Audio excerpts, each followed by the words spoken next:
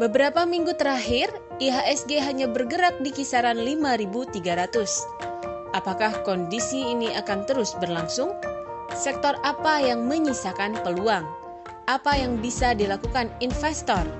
Berikut analisis IHSG dari Ibnu Anjar Widodo, Chief Asset Allocation Officer Henan Putihrai Asset Management.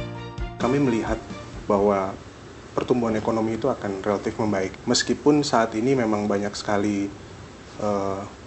istilahnya gejolak baik dari dalam negeri maupun dari luar negeri. Dari sisi peringkat rating utang Indonesia, saat ini kan berada di BBB-. Menurut saya memang sudah mulai masuk ke investment grade BBB, cuman memang outlook-nya masih negatif.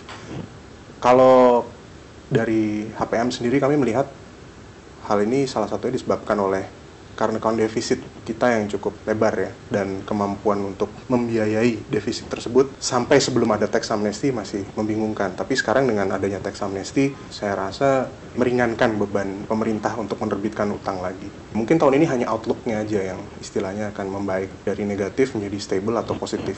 2016 ini kami harapkan EPS IHSG di 5.500 ya, seperti itu. Di tahun 2017 dengan pertumbuhan kondisi ekonomi yang semakin membaik, lalu mungkin harapannya dengan pemilu Amerika yang istilahnya berbuah positif, kami sih berharap EPS-nya dulu Bu bisa tumbuh sekitar 16%. Itu equal to IHSG, harapan kami sekali lagi mencapai di kisaran 6.400.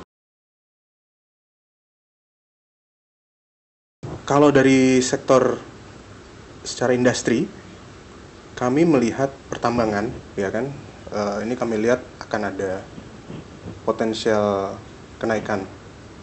Ya meskipun tidak sesignifikan tahun-tahun sebelumnya, karena kalau kita perhatikan core asset investment kami masih overweight di sektor infrastructure. Ya kita juga harus cari sektor lain yang bisa menopang.